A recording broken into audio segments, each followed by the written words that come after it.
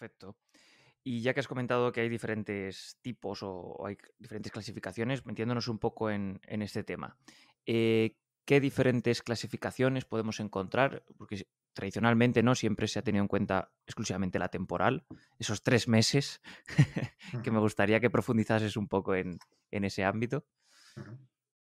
Bien, para clasificar el dolor tenemos muchísimas maneras, ya que es una experiencia multidimensional, podemos abordarlo desde cualquiera de estas dimensiones. La temporal es una de ellas, como bien dices, la diferencia entre dolor agudo y dolor crónico. Clásicamente se establece el límite en 3 meses y a partir de los 3 meses, que tiene una cierta relación con la biología, o sea, tiene sentido desde el punto de vista de la recuperación de los tejidos. Cuando ya pasan 3 meses, es muy posible que la mayoría de los tejidos ya hayan evolucionado de manera favorable o desfavorable y no podamos asociarlos directamente las consecuencias de la alteración de esos tejidos a la causa última de por qué estás sintiendo dolor, ¿no?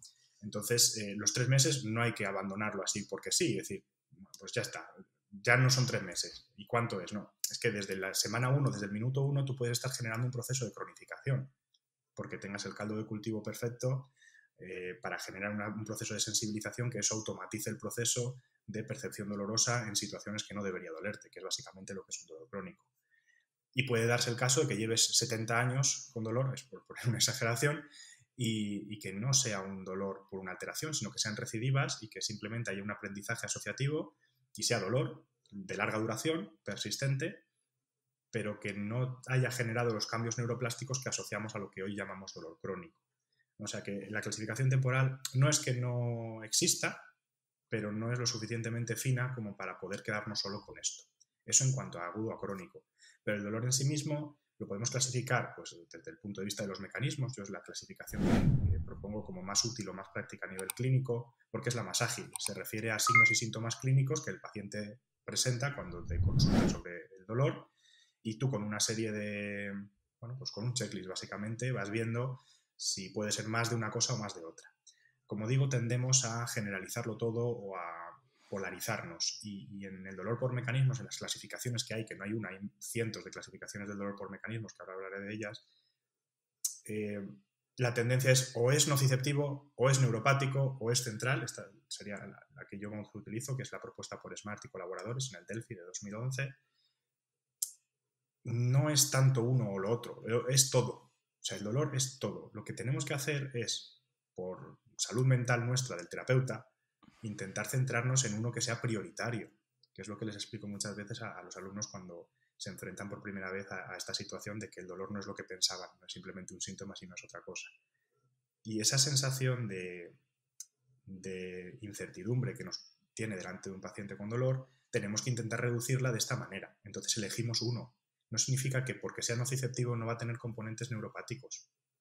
Esa es una cosa que sí que me gustaría aprovechar la ocasión para intentar desmentir y que la gente lo tenga claro.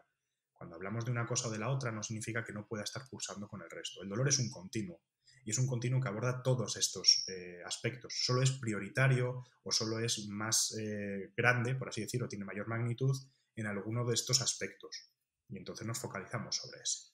Entonces te decía, clasificación del dolor por mecanismos, como te proponía la de Smart y colaboradores del año 2011, dolor nociceptivo, el clásico dolor, como te decía, de aparición reciente, provocado por un traumatismo que justifique la aparición de la cantidad, sobre todo la proporcionalidad es clave para definirlo así, y otra serie de características que conocemos. El dolor neuropático, o lo que llaman neuropático periférico, no es verdaderamente neuropático, es un dolor que no tiene alteración somatosensorial, que es lo que llamaríamos el dolor neuropático, pero es un dolor que cursa con unas características muy particulares que asociamos normalmente al tejido neural, periférico principalmente, que son esa distribución bien localizada en el recorrido del nervio que todos conocemos, ese dolor hiriente, escozor, esas sensaciones parestésicas que pueden ir asociadas a esa sensación dolorosa, es lo que clasificaríamos con un dolor de características neuropáticas o neuropático periférico con la terminología que utiliza Smart.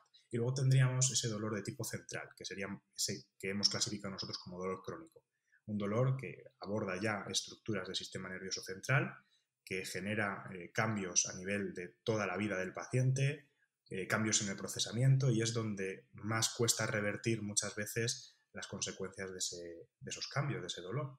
Entonces tendríamos principalmente estas tres por mecanismos. Luego podríamos clasificarlo de 1000 maneras también, en base a su intensidad. Todos conocemos la escala verbal numérica o la visual analógica para clasificar pues, de menor dolor a mayor dolor o dolor moderado si nos centramos en el centro de la escala. O sea que tenemos muchísimas maneras de clasificar.